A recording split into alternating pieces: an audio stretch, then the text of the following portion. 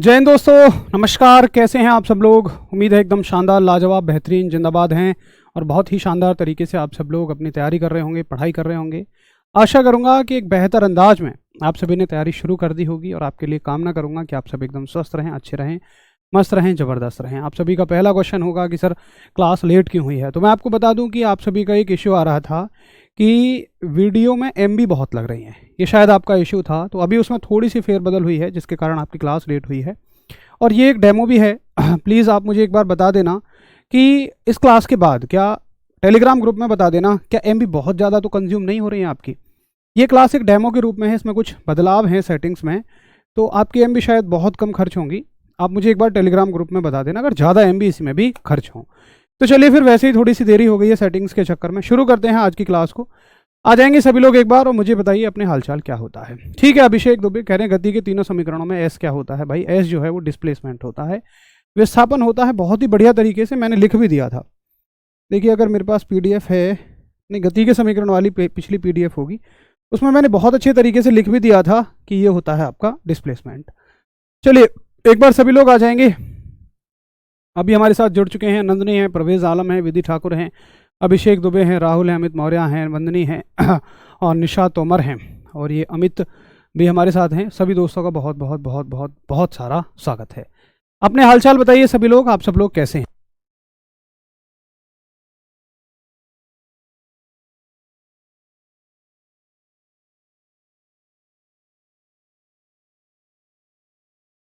आप सब लोग मुझे बताइए आप सबके हालचाल कैसे हैं। एक बार सभी लोग बताइए आप सबके हालचाल कैसे हैं। तो सभी लोग एकदम बहुत अच्छे हैं, बेहतरीन, ज़बरदस्त हैं, बढ़िया। सबके हालचाल आ रहे हैं। मेघा, नरेश, मोनू, विन्नी, ओम, गौतम, मनोज, राजेश, शिवानी, आशीष, सभी लोगों के एकदम ज़बरदस्त हाल है। तो चलिए फिर शुरू करते हैं आज के सेशन को बगैर किसी देरी के। और पहले तो आज हम कल जो हमने स्टार्ट किया था उसको फिनिश करेंगे। और अगर कल मैं आपको याद दिलाऊं तो फटाफट रिवीजन कराऊं तो कल हमने क्या क्या बातें की थी। सबसे पहले इनर्शिया की बातें की थी। मेरे 2 मिनट के रिवीजन में जिसको सारी चीज़ें एकदम याद हो जाएं, याद आ जाएं, मान लो उसका रिवीजन बहुत अच्छा है। तो सबसे पहले जो हमने बातें की थी वो किसकी की थी? इनर्शिया यानी कि जड़त्व की। उसके बाद हमने फोर्स यानी कि बल की बातें की थी। और बल के बाद हम स्विच कर गए थे गति के नियमों पे। पहला नियम देखा हमने जिसको जड़त्व का नियम भी कहा जाता है, बल की परिभाषा वहीं से मिलती है। उसके बाद हमने संवेग, आवेग यानी कि इम्पल्स और मोमेंटम को देखा। उसके बाद हमने गति के दूसरे नियम को भी बड़े अच्छे तरीके से देखा। क्लियर है यहाँ तक? एक बार थम्स अप करेंगे सभी लोग अगर आप सभी कहते हो क्लियर है। तो फिर मैं आपको लेकर चलता हूं आज अगले टॉपिक पर जिसका नाम है गति का तीसरा नियम। तो यहां तक हमने कल पढ़ लिया था गति के दूसरे नियम तक। आज हम बात कर लेते हैं गति का तीसरा नियम।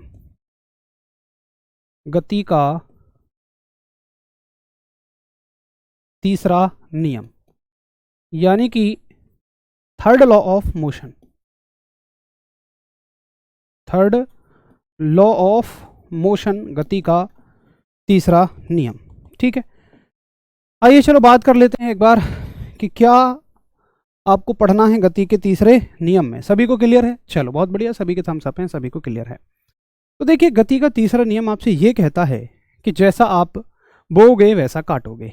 सर ये क्या बात है? जी बिल्कुल, जैसा कि गीता में भी लिखा हुआ है, हर धर्म के ग्रंथ में लिखा हुआ है कि आप जैसा करते हैं वैसा आपको मिलता है, यानी मिलना जरूरी है। आप जैसा करते हैं वैसा आपको मिलेगा जरूर। जैसे कि आप भाई अच्छा करेंगे तो आपको अच्छा मिलेगा, बुरा करेंगे तो ऐसा नहीं कि आपने किसी का बस बुरा कर दिया आपका कुछ नहीं होगा, बुरा भी आपका निश्चित ही होगा। तो ये बिल्कुल, क्योंकि फिजिक्स देखिए क्या है, नेचर की स्टडी है, प्रकृति का अध्ययन है। अब देखिए कि जैसे मान के चलिए एक एग्जांपल लेते हैं। आप कहीं खड़े हुए हैं, बस का वेट कर रहे हैं, आप दोस्तों का ग्रुप है और साथ में कहीं 3-4 लड़कियां भी आगे की तरफ खड़ी हुई हैं। अब जैसे दो दोस्त हैं, कलुआ हैं, सुंदर हैं, तो कलुआ कहेंगे सुंदर से कि अरे यार वो लड़की तेरी तरफ देख रही है। अब सुंदर को पता है कि मेरा बस नाम ही सुंदर है, मैं सुंदर नहीं हूँ। तो सुंदर कहेगा अरे चल कोई ना देख रहा, उसे पूर्ण भरोसा है कि उसे कोई नहीं देख रहा होगा। लेकिन कलुआ जब बार बार कहेगा तो उसको लगने लगेगा कि हाँ वो लड़की उसको देख रही है। अब वो लड़की किसी भी चीज़ को देख के मुस्कुराएगी तो उसको लगेगा कि भैया इसी को देख के मुस्कुरा रही है।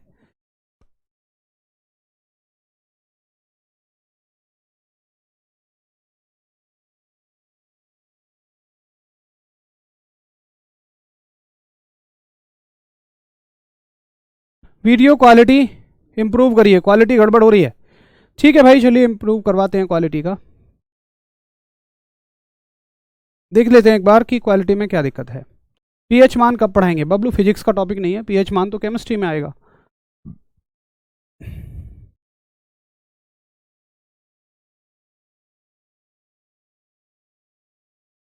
ठीक है, अभी आपके लिए कुछ सेटिंग्स करवाई जा रही हैं चेंज, इसके बाद आपकी क्लास ठीक चल जाएगी।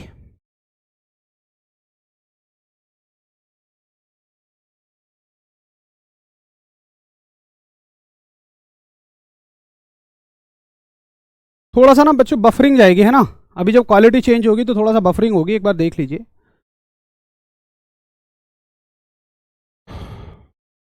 हो गया चेंज? भाई दोस्तों एक बार दोबारा बताएंगे कि अभी वीडियो क्वालिटी कैसी है, प्लीज़ एक बार बताएंगे। क्या वीडियो की क्वालिटी में सुधार है? जल्दी बताइए, वीडियो की क्वालिटी इंप्रूव्ड है? अब तो कोई इशू नहीं है, जल्दी बताइए।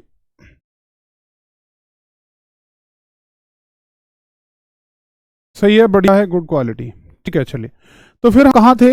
हम थे कि मान लीजिए वर्ल्ड के किसी को भी देखे तो को लगेगा कि वो उसी को देख रही है, सुंदर को लगेगा कि वो उसी को देख रही है ना? अब सुंदर कहेगा क्लास से, यार लगता तो है मेरी तरफ देख रही है, वो कहे अच्छा नंबर दिया।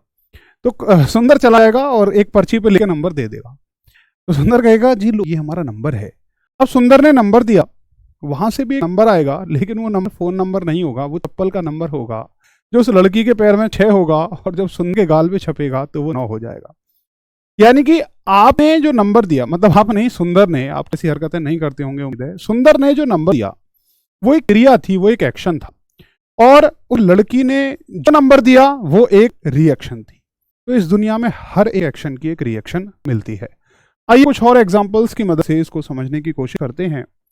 जैसे कि आप देखिए, जब बंदूक से गोली छूटती है तो गोली जो है वो आगे की तरफ निकलती है। गोली कहाँ निकलती है? आगे की तरफ निकलती है ना? और बंदूक जो है आप देखेंगे पीछे की तरफ एक हल्का सा झटका मारती है। तो बंदूक से गोली का निकलना किस नियम पर आधारित है? ये एक्शन और रिएक्शन के नियम पर आधारित है, क्रिया और प्रतिक्रिया के नियम पर ही आधारित है। बंदूक से गोली का निकलना क्रिया है और बंदूक का पीछे हटना एक प्रतिक्रिया है। जब आप नाव से उतरते हैं तो नाव को पीछे धक्का देते हैं और आप आगे पुश हो जाते हैं, तो नाव को पीछे धक्का दिया आपने, ये एक क्रिया है, एक्शन है। नाव ने आपको धक्का दिया, ये एक प्रतिक्रिया है, रिएक्शन है। रॉकेट के उड़ने का सिद्धांत क्या है? रॉकेट से जो गैसेज निकलती हैं ये एक एक्शन है। रॉकेट ने गैसेज को नीचे निकाला, ये एक्शन है। गैसेज ने रॉकेट को ऊपर पुश कर दिया, ये एक रिएक्शन है, ये एक प्रतिक्रिया है। अगर हम बलून में, गुब्बारे में अगर हवा भर दें और बलून को छोड़ दें तो आप देखेंगे बलून अपने आप ही ऊपर जाता है और फुर करके गैसेज या हवा कहिए नीचे निकलती रहती है।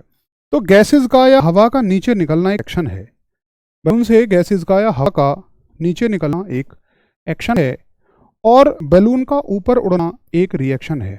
बलून का ऊपर उड़ना एक रिएक्शन है, यानी कि प्रतिक्रिया है। तो भाई ये क्लियर है आपको? क्या ये सारे के सारे उदाहरण आपको क्लियर हैं? तो एग्जैक्टली पेपर में ऐसे ही पूछे जाएंगे कि भाई ये जब बंदूक से गोली निकलती है तो बंदूक का पीछे हटना, नाव के पीछे आदमी धक्का लगाता है तो नाव उसको आगे धक्का लगाती है, रॉकेट का उड़ना या फिर गुब्बारे का ऊपर उड़ना किसके नियम पर आधारित है? तो आप कहेंगे कि सर ये गति के तीसरे नियम पर आधारित है, और इस नियम का अन्य नाम जो होगा वो होगा क्रिया प्रतिक्रिया का नियम। इस नियम का अन्य नाम क्रिया प्रतिक्रिया का नियम भी है। और याद रखना, इस नियम का एक और नाम है जिसको हम बोलते हैं संवेग संरक्षण का नियम, कंजर्वेशन ऑफ मोमेंटम। संवेग संरक्षण का नियम, कंजर्वेशन ऑफ मोमेंटम। ठीक है, तो क्या आपको समझ में आ गया कि हाँ ये होता है क्रिया प्रतिक्रिया का नियम, और इससे इस प्रकार से सवाल बन सकते हैं। जल्दी से एक बार सभी लोग सब करेंगे। बहुत सारे बच्चे कहते हैं कि सर आप डीपली पढ़ाइए। मेरे दोस्त मैं बता दूं कि लेवल आपका बिल्कुल सेम है, आपको कोई दिक्कत नहीं होगी। बाकी आपको अगर डीपली पढ़ना है, एयरफोर्स वगैरह के लेवल की पढ़नी है, तो रोजगार जंग के डिफेंस यूट्यूब चैनल पे जाइए, वहाँ पे मैंने एयरफोर्स वगैरह के लिए पढ़ा रखी है, वहाँ से आराम से डीपली पढ़ लीजिए। ठीक है, बाकी आपका लेवल तो इतना ही है। चलो बहुत बढ़िया, सभी बच्चों को एकदम क्लियर है। ठीक है, तो ये होता है गति का तीसरा नियम, एक बहुत ही अच्छा और बढ़िया सा नियम है। अब देखिए बात आती है कि सर जैसे ही मान के लिए गोली जो निकली है, तो मान लो बंदूक ने गोली पर 10 न्यूटन का बल लगाया, तो क्या गोली ने भी बंदूक पर 10 न्यूटन का बल लगाया होगा? मैं कहूंगा बिल्कुल। तो सर फिर बंदूक थोड़ी सी क्यों हटी है और गोली बहुत आगे क्यों गई है? क्योंकि आप समझिए गोली हल्की है, और हल्की चीज पे अगर आप फोर्स लगाओगे मान लो 10 न्यूटन, और वो कुछ दूरी जाएगी, तो भारी चीज कम दूरी जाएगी। क्लियर है आपको? तो ये तो क्लियर है कि जो फोर्स है, बहुत ध्यान से सुनना मेरा, मैं आपको बताऊंगा कि एग्जामिनर अटका तक से है आपको। मैं कहूं कि क्रिया प्रतिक्रिया के नियम में बल परिमाण में समान होता है, मतलब मैग्नीट्यूड में तो सेम है, लेकिन वो डायरेक्शन में अपोजिट है, लेकिन वो दिशा में विपरीत है। तो बोलो मेरी बात से कौन सहमत है कि हाँ बिल्कुल सही कह रहे हैं? किसी भी जोड़े को आप ले लीजिए, जोड़े का मतलब गैस रॉकेट ले लीजिए, बंदूक और गोली ले लीजिए, नाव और आदमी ले लीजिए, गैस और गुब्बारा ले लीजिए, सभी में जो आपका बल है वो समान मात्रा लगेगा, लेकिन विपरीत दिशा लगेगा। ठीक है, उम्मीद है आपको समझ आ गई होगी मेरी बात। अब देखिए एक सवाल और पूछा जाता है, एक सवाल पूछा जाएगा आपसे कि जो न्यूटन की गति का तीसरा नियम है, ये इसको लगाने के लिए कितनी वस्तुओं की आवश्यकता पड़ती है? एक वस्तु की या दो वस्तुओं की? बताइए, इसको लगने के लिए एक वस्तु की आवश्यकता पड़ती है या दो वस्तुओं की? जल्दी बताइए। न्यूटन की गति के नियम को लगने के लिए एक वस्तु की आवश्यकता पड़ती है या दो वस्तुओं की? ये सवाल बहुत पूछा गया है। जल्दी से बताएंगे सभी, मैं आपके आंसर का वेट कर रहा हूं। सर आप उदाहरण बहुत अच्छा देते हैं। चलिए सर चौधरी जी, बहुत बढ़िया भाई, थैंक यू। और आप सब लोग भी बिल्कुल बढ़िया बात करते हैं।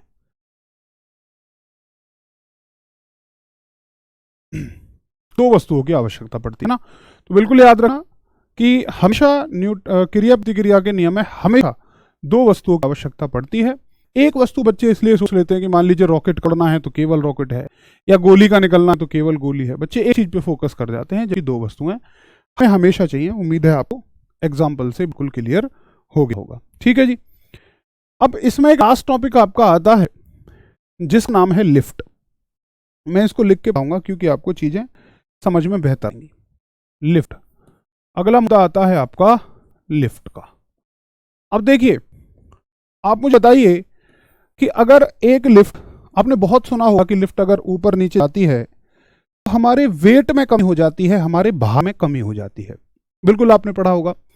मुझे बताइए, अगर मैं क्वेश्चन पूछता हूं कि कोई लिफ्ट है, वो एक समान वेग से, लिफ्ट एक समान वेग से, लिफ्ट एक समान वेग से, यानी कि यूनिफॉर्म वेलोसिटी से, लिफ्ट यूनिफॉर्म वेलोसिटी से मान लीजिए नीचे जा रही है।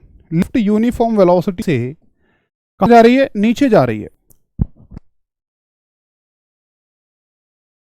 तो बताइए आपके भार में क्या परिवर्तन होगा?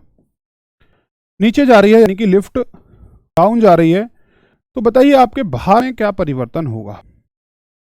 भार में क्या परिवर्तन होगा, यानी कि आपके वेट में क्या परिवर्तन होगा? बताइए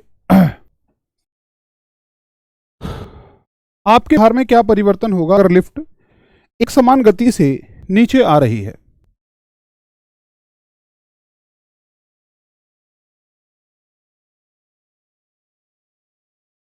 चलो बहुत बढ़िया, बहुत बढ़िया। इसका आंसर करिए अब सभी लोग। तो कुछ बच्चे कह रहे हैं बढ़ेगा, वहीं कुछ बच्चे कह रहे हैं कि घटेगा, और वहीं कुछ बच्चे कह रहे हैं कि कोई भी परिवर्तन नहीं हुआ। कम होगा, कम होगा। चलिए, तो देखिए जिन बच्चे कह रहे हैं घटेगा वो तो तुक्का मार, जो कह रहे हैं बढ़ेगा वो तो तुक्का मार रहे हैं, और जो कह रहे हैं जीरो होगा उन्होंने पहले चीजें पढ़ रखी हैं, वो समझदार हैं। और जो बच्चे कह रहे हैं कि घटेगा, उन्होंने डायरेक्ट ये रट लिया है कि लिफ्ट नीचे जाती है वेग घटता है। उन्होंने प्रॉपर हेडिंग के साथ नहीं पढ़ा। देखिए अगर एक समान वेग से लिफ्ट नीचे जाए या फिर ऊपर जाए, एक समान वेग से लिफ्ट नीचे जाए या फिर ऊपर जाए, तो आपके भार में कोई भी परिवर्तन नहीं होगा। याद रखना, आपके भार में कोई भी परिवर्तन नहीं होगा। अब यहां पर बहुत सारा दर्द होने के चांसेस हैं कि सर हमने तो पढ़ा था कि जब लिफ्ट नीचे जाएगी तो भार घटेगा। मैं कहूँगा भैया आप एक बार फिर से दोबारा उस बुक को देखिए, या जिस बुक में भी ये लिखा है गलत है। क्वेश्चन कभी ऐसा नहीं पूछा जाएगा। अगर लिफ्ट एक समान वेग से नीचे जाती है तो आपके भार में कोई भी परिवर्तन नहीं होगा। सर हमने तो पता कि सर जब लिफ्ट नीचे जाती है तो वेग भार घटता है। सुनो वो तुमने कहाँ पढ़ा है, ध्यान से एक बार पढ़ो, हेडिंग के साथ पढ़ेंगे हम, तो अभी देखना कि आपने वो कहाँ पढ़ा है। देख, अगर लिफ्ट असमान वेग से चलती है, ठीक है, अगर लिफ्ट असमान वेग से चलती है, याद रखना, अगर लिफ्ट असमान वेग से चलती है, यानी कि अगर लिफ्ट आपकी नॉन यूनिफॉर्म वेलोसिटी से चलती है, ठीक है, नॉन यूनिफॉर्म वेलोसिटी से, तो वो चेंजेस होंगे। असमान वेग का मतलब जब लिफ्ट ऊपर आ रही है तो उसका वेग घट भी जाए या बढ़ भी जाए। ऐसा कौन करेगा? ऐसा वो मोटर करेगी जो लिफ्ट को चला रही है। अगर वो मोटर कांस्टेंट स्पीड से घूमती रहे तो कोई चेंज नहीं है, लेकिन अगर लिफ्ट ऊपर आ रही है और मोटर की स्पीड बढ़ जाए तो लिफ्ट के ऊपर आने की गति बढ़ जाएगी। तो हम कहेंगे फिर आपने जो याद किया है वो बिल्कुल सही है, फिर आपने जो ऊपर और नीचे के लिए याद किया है वो बिल्कुल परफेक्ट है। फिर आपने याद किया है कि अगर हम, एक सेकेंड रुकिए, बस एक सेकेंड का समय दीजिए, मैं इसको कॉपी मार दूं ताकि लिखना ना पड़े। देखिए, अगर लिफ्ट नीचे आई, अब अगर लिफ्ट नीचे आएगी तो अब आपका भार घटेगा। लिफ्ट नीचे आएगी तो अब आपका भार क्या होगा? डिक्रीज होगा। और मेरे दोस्तों अगर लिफ्ट ऊपर जाती है अब आपका भार बढ़ेगा। बताइए, अब आपको बिल्कुल क्लैरिटी है? अब क्या होगा? बढ़ेगा, यानी कि आपका जो वेट है वो इंक्रीज हो जाएगा। तो अब जरा मुझे बताइए, आपको क्लैरिटी है? अब बताइए कि अब आपको क्लैरिटी है कि कब घटेगा, कब बढ़ेगा, और अब कब आपके वेट में कोई भी चेंज नहीं होगा। ठीक है, बिल्कुल राफिक जी, आपकी अच्छी सलाह है, बिल्कुल लाए। राफिक कह रहे हैं सर जो चैप्टर यूपीएससी में पूछे गए हैं, मतलब जो क्वेश्चंस पूछे गए वो लाया करिए। बिल्कुल आगे से आया करेंगे।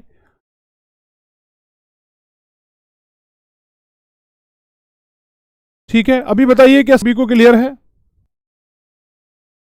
ठीक है, अब देखिए, क्या मैं ये बोलूं कि जो असमान वेग है, असमान वेग का मतलब क्या होता है?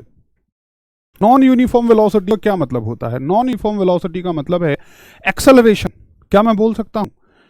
नॉन यूनिफॉर्म वेलोसिटी का मतलब क्या है? वेग का मतलब क्या है कि वेग या तो बढ़ेगा या तो घटेगा। घटने या बढ़ने का मतलब है कि लिफ्ट में त्वरण है। तो या तो बोलेगा कि लिफ्ट असमान वेग से चल रही है, या फिर बोलेगा त्वरित गति से। किससे बोलेगा? या फिर बोलेगा इसको त्वरित गति, यानी कि एक्सलरेटेड मोशन। ठीक है, त्वरित गति यानी कि एक्सलरेटेड मोशन। ठीक है,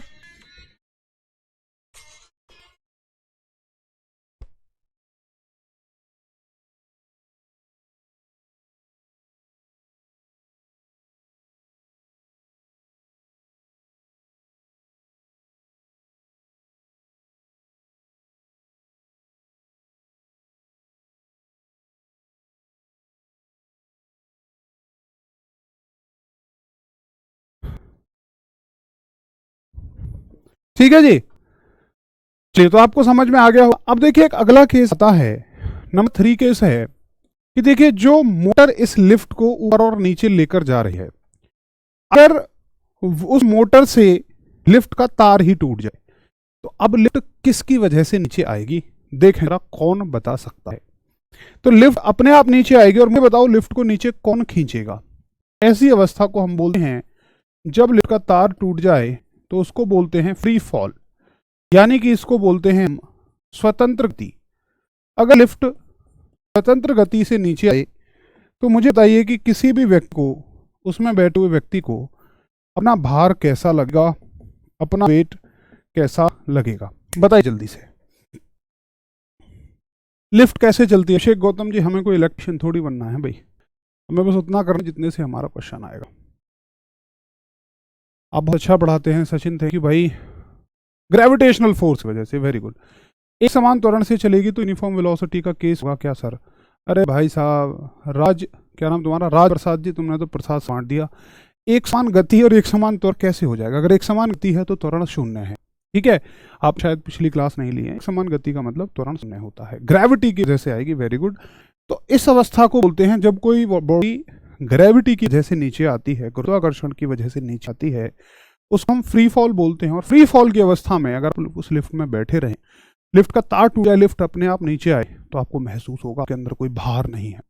जैसे कभी आप बाइक पे बैठे हैं और बाइक नीचे की तरफ आती हो या कार नीचे की तरफ आती हो, तो आपको लगता है जैसे आप पेट में से कुछ निकाल लिया गया हो। वेटलेसनेस की सिचुएशन होती है वो। वास्तव में भार नहीं घटता है, आपको महसूस होता है बस। आपका भार क्या हो जाएगा? शून्य हो जाएगा। आपका जो वेट है वो क्या हो जाएगा दोस्तों?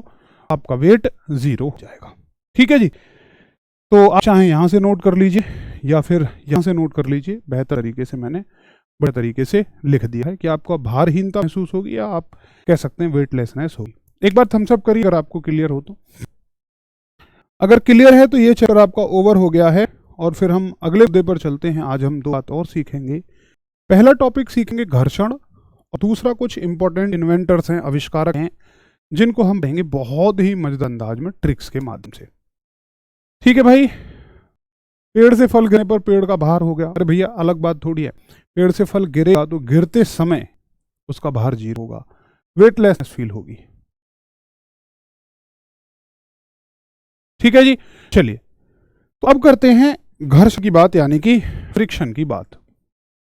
घर्षण की बात यानी कि फ्रिक्शन की बात। अब ये फ्रिक्शन क्या होता है वास्तव में? जैसे मान के चलिएगा कि मेरे चश्मे की डब्बी है और मैं इसको अपने हाथ पर ऐसे करके पुश कर रहा हूं, ठीक है जी। चश्मे की डब्बी को मैं अपने हाथ पर ऐसे करके पुश कर रहा हूं, ऐसे कर करके।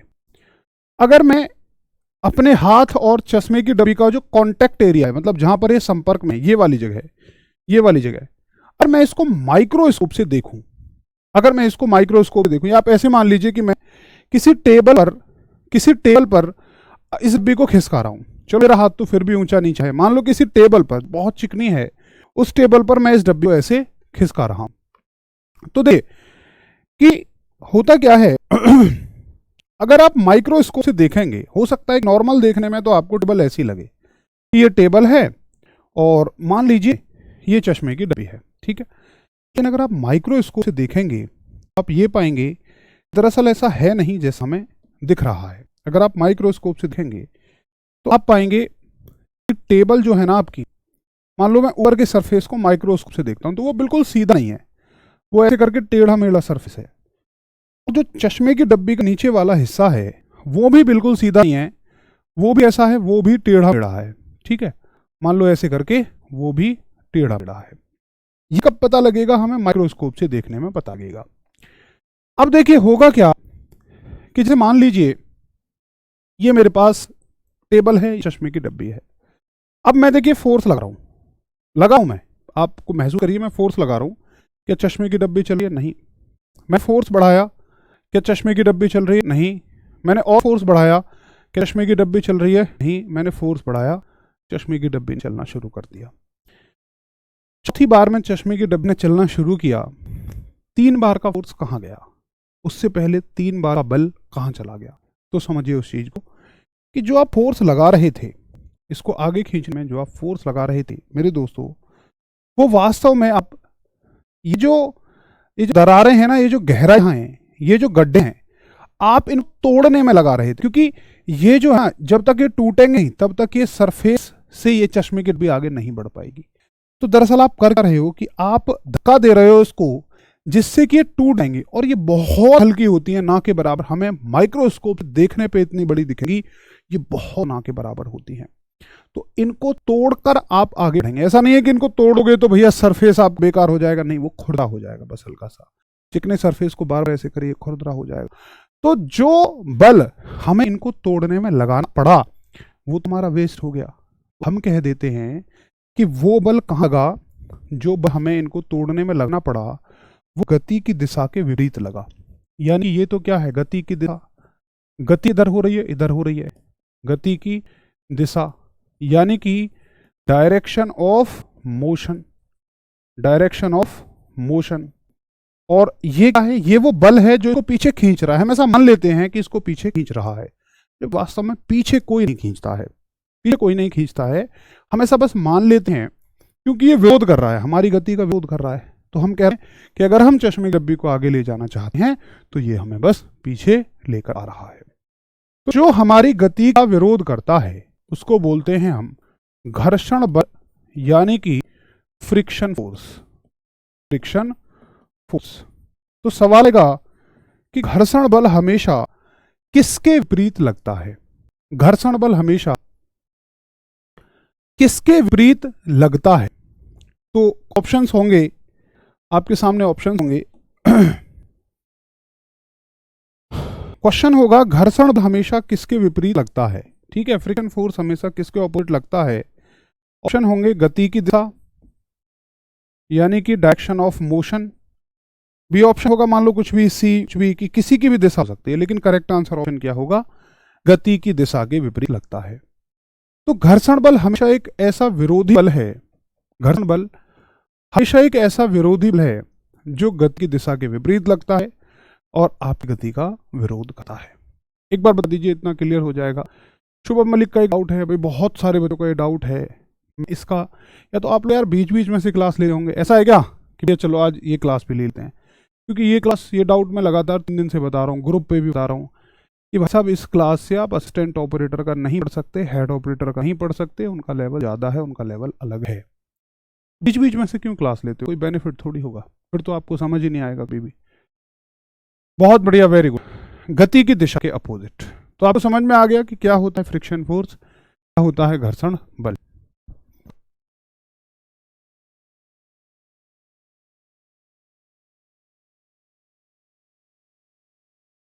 ठीक है, चलिए। तो देखो मैंने बढ़िया तरीके से लिख दिया है कि घर्षण बल वो होता है जो गति की दिशा के विपरीत लगता है। अब बात आती है कि घर्षण बल कितने प्रकार का होता है। तो देखिए, घर्षण बल बेसिकली 2 प्रकार का होता है, और ये होता है आपका, जैसे मान के चलिएगा कि मेरे पास एक ऐसी वस्तु है, एक ब्लॉक है, ये ब्लॉक है, मतलब ये मेरे पास कोई इस तरह का बॉक्स है, ये बॉक्स रखा हुआ है। तो मेरे पास 2 ऑप्शन है कि मैं एक तो इस बॉक्स को तो ऐसे आगे फोर्स ले जाके इसको मैं आगे स्लाइड करता हुआ ले जाऊं, स्लाइड करते का मतलब धकेलता हुआ ले जाऊं, और दूसरा मान लो ये जो बॉक्स है, ये बॉक्स मान लो 5 किलो का है, ठीक है, और दूसरा मेरे पास एक पहिया है और उस पहिए को मैं रोल कराता हुआ आगे ले जाऊं, यहां पर मैं फोर्स लगाऊं, यहां पर मैं फोर्स लगाऊं और मैं रोल कराता हुआ आगे ले जाऊं। तो मुझे आप ये बताइए कि किसको, ये भी 5 ही किलो का है, तो मुझे ये बताइए कि किसको आगे ले जाने में मुझे ज्यादा फोर्स लगाना पड़ेगा, पहिए को या फिर बॉक्स को? बताइए। डेफिनेशन रूबीना ये लिख दी है कि है विरोधी बल जो गति की दिशा के विपरीत लगता है, opposing force that act opposite to direction of motion. ठीक है, तो अब ये वाली बात बताइए कि अगर दोनों 5 किलो हैं तो किसको आगे ले जाने में मुझे ज्यादा फोर्स की जरूरत पड़ेगी? बताइए। रंजीव जी बहुत सारा प्यार आपको। ग्रुप में मैसेज का फायदा नहीं है। प्रीति जी जाके देखिए कि कल 1 घंटे रिप्लाई किए हैं, कम से कम 30 मैसेज मेरे रिप्लाई के तौर पर होंगे। अब रिक्वेस्ट इतनी है उसमें, देखिए बहुत सारे बच्चे, अगर आप ऐसे ही मैसेज करके छोड़ देंगे तो मैं अगर ढूंढूंगा ना, हजारों मैसेज हैं, कभी नहीं ढूंढ पाऊंगा। अगर आप अपना कोई डाउट पूछना चाहते हैं तो प्लीज़ रिक्वेस्ट है कि आप मुझे टैग करिए। टैग करने का मतलब होता है आप @ लिखिए, DHARMENDR टाइप करिए, मेरा नाम आ जाएगा धर्मेंद्र भाटिया RW, आप उस पर क्लिक करिए, ब्लू कलर का हो जाएगा, उसके बाद मैसेज लिखिए तो वो मैसेज सीधा मेरे पास पहुंचेगा। ठीक है, तो बॉक्स को खिसकाने में मुझे ज़्यादा बल लगाना पड़ेगा। तो देखिए, बॉक्स को खिसकाने में ज़्यादा बल लगाना पड़ा क्योंकि जो फ्रिक्शन फोर्स है, जो घर्षण का बल है, वो बॉक्स में ज़्यादा है और इसमें कम है। तो ये वाला फ्रिक्शन फोर्स जो कि किसी चीज को स्लाइड करने में लगता है, किसी चीज को धकेल खींचने में लगता है, ऐसे मान लीजिए खींचने में या पुश करने में लगता है, उसको हम बोलते हैं सर्पी घर्षण। क्या बोलते हैं? उसको बोलते हैं सर्पी घर्षण बल, स्लाइडिंग फ्रिक्शन। और वो सर्पी घर्षण बल, यानी कि इसको बोलेंगे हम स्लाइडिंग फ्रिक्शन। और ऐसा घर्षण बल जो किसी चीज को धकेलते समय लगता है उसको बोलते हैं हम लॉटनिक घर्षण बल। क्या बोलते हैं? लॉटनिक घर्षण बल, यानी कि रोलिंग फ्रिक्शन। क्या बोलते हैं? Rolling friction. लॉटनिक घर्षण बल यानी कि रोलिंग फ्रिक्शन। ठीक ठीक है भाई, लिख लीजिए आप आराम से। अब सवाल आता है कि इन दोनों में से किसकी वैल्यू ज्यादा होती है। आप कहेंगे कि सर अगर हमें इसको धकेलने में ज्यादा बल लग रहा है, इसका मतलब इसका विरोधी बल भी ज्यादा है, तो हमेशा स्लाइडिंग फ्रिक्शन ज्यादा होता है लॉटनिक घर्षण बल से। याद रखना, अगर मैं इनको सिंबल में लिखूं और मैं लिख देता हूं ये है स्लाइडिंग फ्रिक्शन और ये है रोलिंग फ्रिक्शन, तो स्लाइडिंग फ्रिक्शन की वैल्यू हमेशा ज्यादा होती है रोलिंग फ्रिक्शन से। याद रखना, कल क्लास नहीं होंगी, कल ऑफ है। मॉक टेस्ट ना बढ़िया से और रिवीजन करना, ठीक है। हमेशा मॉक टेस्ट देते समय एक बात ध्यान रखना कि देखिए अभी आपका सिलेबस पूरा नहीं हुआ है तो मार्क्स आपके कम आने के चांसेस हैं, बिल्कुल परेशान नहीं होना है। शुरुआती दौर में मॉक टेस्ट को इस हिसाब से देखना है कि आप निश्चित समय में क्वेश्चंस कर पाए या नहीं। दूसरा, कल संडे है, बहुत सारे लोग कहेंगे फंडे है, बिल्कुल होना भी चाहिए। खैर 6 दिन बाद एक दिन आपको रेस्ट मिलता है, बट मैं कहूँगा फिर भी थोड़ा सा रिवीजन तो कर ही लेना। मुश्किल से मुश्किल मॉक टेस्ट और रिवीजन ला के 3-4 घंटे पढ़ना पड़ेगा, तो प्लीज़ उसमें आप अपना रिवीजन करना सारा और अपना आराम से एकदम जबरदस्त तरीके से मॉक टेस्ट देना।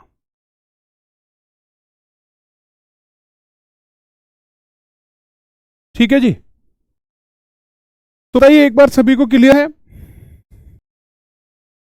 एक बार सभी बच्चे बताइए क्लियर है कि स्लाइड फ्रिक्शन क्या होता है, रोलिंग फ्रिक्शन क्या होता है, सर्पी घर्षण और लोटनिक घर्षण क्या होता है, और इन दोनों में से कौन सा ज्यादा होता है। अब देखिए एक सवाल आता है कि जो आपका लोन रोलर होता है, लोन रोलर क्या होता है? जैसे आपने देखा होगा कि क्रिकेट के मैदान को स्पार्ट करने के लिए जिसको गोल गोल घुमा के ले जाते हैं हाथ से, या मशीन भी होती है बट हाथ वाला समझिए आप।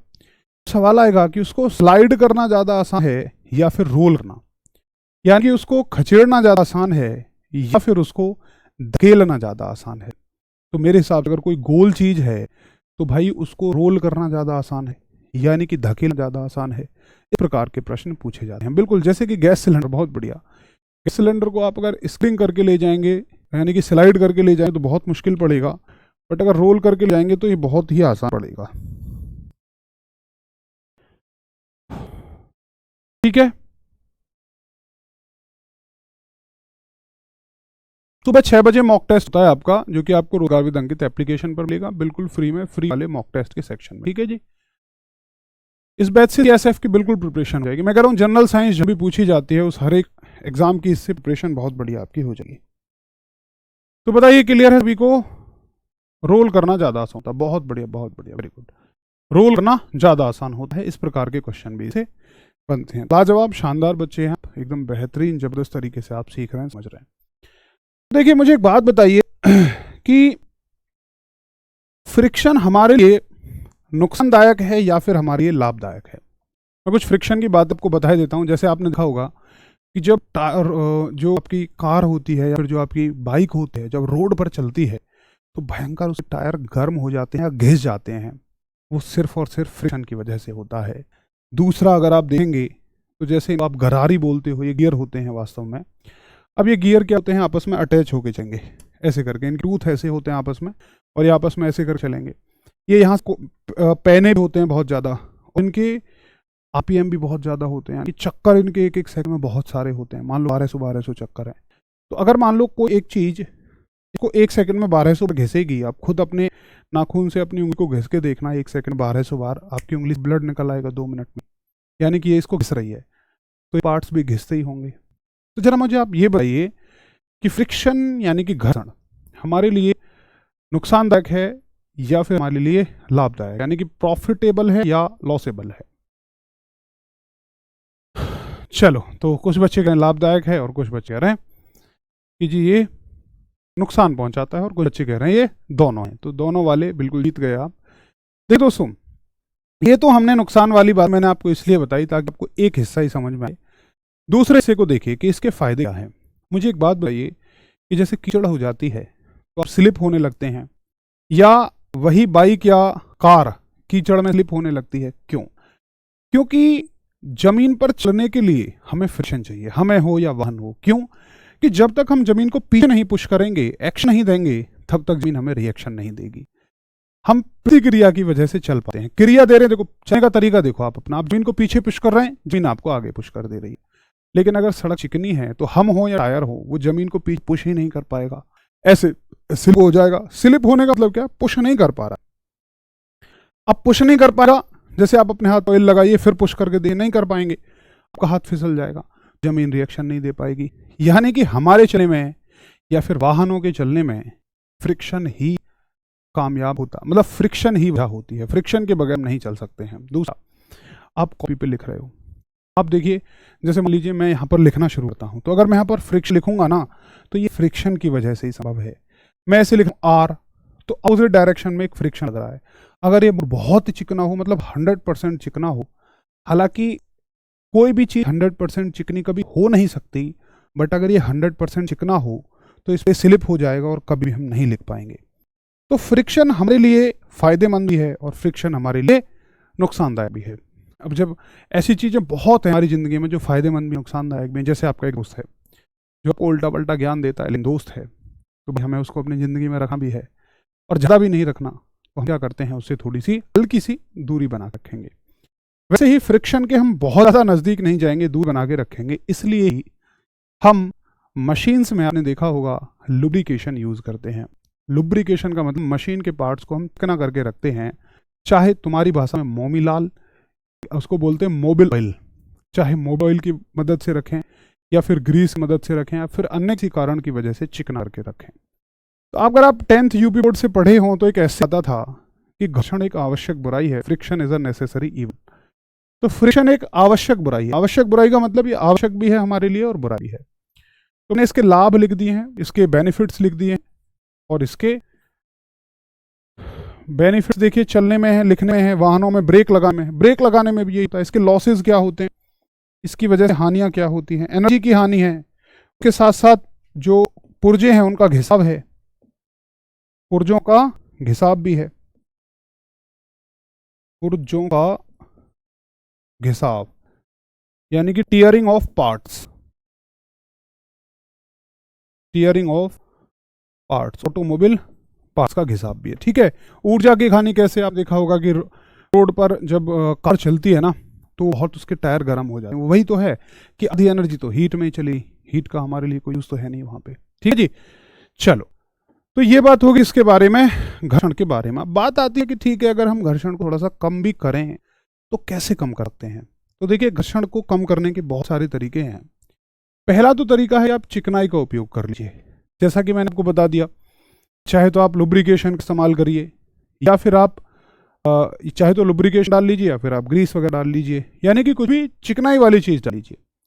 दूसरा, आप जब सतह का चुनाव करें तो उपयुक्त सतह का चुनाव करें। जैसे मान लीजिए आप चाहिए कि किस जगह पे घर्षण कम करना है, तो आप वहाँ पे क्या करेंगे, मान लो आपको गियर बनाने हैं, जैसे ये गियर है, तो जनरल क्या होता है कि लोहे में घर्षण ज़्यादा होता है, स्टील कम होता है। हम लोहे के ना बना के तो स्टील के बनाएंगे जिससे कि कम घर्षण लगे। तो उपयुक्त सतह लीजिए, उपयुक्त सरफेस लीजिए ताकि घर्षण कम से कम लगे। तीसरा जो तरीका है वो है स्ट्रीमलाइन बॉडी का यूज करके। अब ये सबसे ज्यादा कंफ्यूजिंग बात है कि स्ट्रीमलाइन का मतलब क्या होता है। देखिए, जितनी भी बहुत तेजी से चलने वाली चीजें होंगी, जैसे कि एयरप्लेन, तो आपने उसको इस तरह की शेप में देखा होगा। अगर हम प्राकृतिक रूप से बात करें तो प्रकृति ने डॉल्फिन को भी इसी तरीके से बनाया है, उसकी गति बहुत तेज होती है। और अगर आप जो कार होती हैं, रेसिंग कार जो होती हैं, अगर आप रेसिंग कार की शेप देखेंगे तो बहुत छोटी और ऐसे ही करके होती हैं। ठीक है, इस सतह को ही हम बोलते हैं स्ट्रीम लाइन। सतह जो है ये क्या होती है, स्ट्रीम लाइन होती है। ठीक है, अब देखिए स्ट्रीम लाइन से कैसे घर्षण कम होता है, कैसे फ्रिक्शन होता कम है।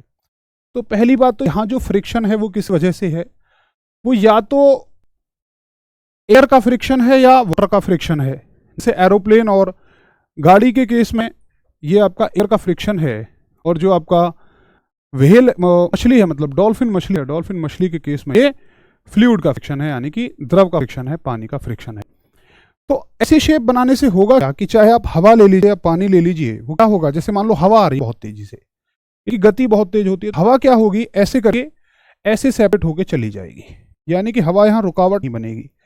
और मान लीजिए हम इसको ऐसी शेप बनाते, ऐसे लीजिए भैया, ये हमारा एरोप्लेन बन गया, ठीक है, और इधर से ऐसे उड़ रहा है, ऐसे इधर की तरफ लेगा, तो ढेर सारी हवा इसको आके रोक देती है ना। अब कहेंगे तो सर ट्रक क्यों बनाए जाते हैं? भाई ट्रक इसलिए बनाए जाते हैं क्योंकि उनकी स्पीड एरोप्लेन की स्पीड जितनी नहीं है, और अगर हम उनको इतना पतला बनाएंगे तो फिर उसमें स्पेस कम हो जाएगा, जगह कम हो जाएगी।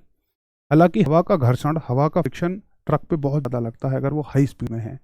जैसे आप जितनी तेज चलोगे हवा की गति आपको उतनी तेज लगती है, तो हम कार को उतनी ही हवा रोक रही होती है, ट्रक को उतनी ही हवा रोक रही होती है, बट ये नॉर्मल स्पीड होती है, ये 100-150 नॉर्मल स्पीड है। लेकिन एरोप्लेन की स्पीड बहुत ज़्यादा है, डॉल्फिन की स्पीड बहुत ज़्यादा होती है, रेसिंग जो कार होती है इनकी स्पीड बहुत ज़्यादा होती है। तो स्ट्रीमलाइन कोई ऐसी सतह होती है कि जिस पर से हवा पानी आए और इस प्रकार से सेपरेट होकर निकल जाए, इसको रोके ना, ये इसके रास्ते में बाधा नहीं बनेगा, ये ऐसे जाएगा ऐसे निकल जाएगा, बट ये हवा सीधी यहाँ से कर टकरा रही है। अगर आपको बहुत गहराई में नहीं समझ में आया, क्योंकि इंजीनियरिंग इस तरह की चीज़ें हैं, तो बस आप इतना नाम याद रखिए कि स्ट्रीमलाइन एक ऐसी सतह है जिसकी मदद से फ्रिक्शन को कम किया जाता है, ठीक है। स्ट्रीमलाइन एक ऐसी सतह है हिंदी इंग्लिश में जिससे फ्रिक्शन को कम किया जाता है। चौथे तरीके से हम फ्रिक्शन को कम करते हैं, जैसे मान के लिए आपकी बोगी का पहिया है जिसको आप बुग्गी बोलते हो, कोई भी कार वगैरह ले लीजिए, तो एक्सल से पहिया ऐसे जुड़ा होता है ना, एक्सल घूमेगा तो एक्सल की मदद से पहिया घूमेगा। अब होगा क्या, अगर एक्सल से पहिए को सीधा फिट कर दें तो ये भी धातु का बना है, ये भी धातु का, एक दूसरे घिसेंगे, बहुत सारा क्षेत्रफल संपर्क में है तो बहुत सारा घिसाव हो जाएगा, है ना। तो हम क्या लगा देते हैं इनके बीच में, बेयरिंग लगा देते हैं, हमारी भाषा में, साइंस की भाषा में बियरिंग लगा देते हैं। बियरिंग क्या करेगा कि यहाँ बियरिंग फंसा दे तुमने, तो जब ये घूमेगा तो बियरिंग घूमेगा और बियरिंग के घूमने से ये घूमेगा। इसका मतलब इन दोनों का सीधा संपर्क अब नहीं है। तो बियरिंग में क्या होता है, कम क्षेत्रफल होता है, कम हिसाब होता है। तो बियरिंग की मदद से भी हम किसको रोक सकते हैं, घर्षण को रोक सकते हैं। इनको ये नहीं समझना है जरा कि इनका इस्तेमाल कैसे होता है, आपको ये समझना है कि हाँ इनकी मदद से फ्रिक्शन को कम कर सकते हैं। यानी बच्चों को समझ में आ रहा है, बढ़िया तरीके से एकदम एग्जांपल दे रहे हैं। कह रहे हैं बुलेट ट्रेन, बिल्कुल बुलेट ट्रेन शेप देखिए, वो कभी ऐसी नहीं है कि ऐसे बिल्कुल खड़ा कर दिया, नहीं, वो हमेशा ऐसी होती है ताकि एकदम से उसे एयर सेपरेट होकर निकल जाए। वंदे भारत देखो जिसकी स्पीड बहुत ज़्यादा है, आप देखेंगे कि वो एकदम से ऐसे करके ऐसे नहीं है, ऐसे बना दिया लो नॉर्मल ट्रेन की तरह, नहीं, ताकि एयर सेपरेट होके निकल जाए। ये हो गया आपका फ्रिक्शन। अब वैसे तो आप जो कोशिश थी मेरी थी मैं आज आविष्कारक भी करा दूं, लेकिन बीच थोड़ा सा डिस्टर्बेंस हुआ क्वालिटी की वजह से, इस वजह से आपकी क्लास हिट हो गई, बट कोई बात नहीं है, ये चैप्टर हमने यहीं खत्म कर लिया है। इन्वेंटर्स को मैं आपको किसी और चैप्टर के साथ करा दूंगा। प्रमुख खोजें होती हैं ना, जैसे रडार की किसने की, मिसाइल की किसने की, तो जिस दिन भी समय बचेगा मैं आपको उस दिन करा दूंगा, उसके लिए टेंशन लेने की कोई ज़रूरत नहीं है। तो ये हो गया आपका फ्रिक्शन, यानी कि 4 चैप्टर आपका कंप्लीट होता है। कल हम अगले चैप्टर की तरफ बढ़ेंगे जिसका नाम है वर्क एनर्जी एंड पावर, कार्य ऊर्जा एवं शक्ति। आशा करूंगा हर चीज़ बेहतर रही होगी। कोई भी चीज़ में कहीं भी दिक्कत है तो प्लीज़ आप मुझे डाउट ग्रुप पे पूछिए। यहाँ ना सही के जवाब दे पाना पॉसिबल नहीं है, उसके लिए मैं सॉरी बोलूँगा, बट इसीलिए डाउट ग्रुप बनाया जाता है कि आपके जो डाउट हों वो वहाँ पूछिए। जैसे आप डाउट ग्रुप में कहते हैं कि सर आप तो मेरा क्लास में डाउट बताते ही नहीं है। अरे भाई डाउट ग्रुप इसलिए है, वो डाउट ग्रुप शिकायत करने के लिए नहीं है, डाउट ग्रुप डाउट के लिए है। आप डाउट पूछिए बट टैग कर मत भूलना, क्योंकि मैंने रीज़न बता दिया, इतने सारे मैसेजेस मैं कहाँ ढूंढूंगा कि मेरे लिए कौन सा मैसेज है। मान लो मैं 4 बैचों में पढ़ा हूँ, 4 बैचों में सभी में ढूंढता रहूँ तो पूरा दिन लगाएगा, इसलिए टैग जरूर करिए। जरूरी नहीं है कि आपकी पढ़ाई से रिलेटेड डाउट हो, डॉक्यूमेंट से रिलेटेड डाउट हो और अन्य कोई भी, सर पढ़ाई लिखाई से, ऐसा नहीं है कि मुझे कहो सर गर्लफ्रेंड बनवा दो, ये सब नहीं, पढ़ाई लिखाई से रिलेटेड मैं कोशिश करूंगा, मुझे नहीं भी पता होगा किसी से पूछ के बताऊंगा। तो चलिए फिर मिलते हैं मंडे की क्लास में, तब तक के लिए सभी को नमस्कार, जय हिंद, शुभ रात्रि।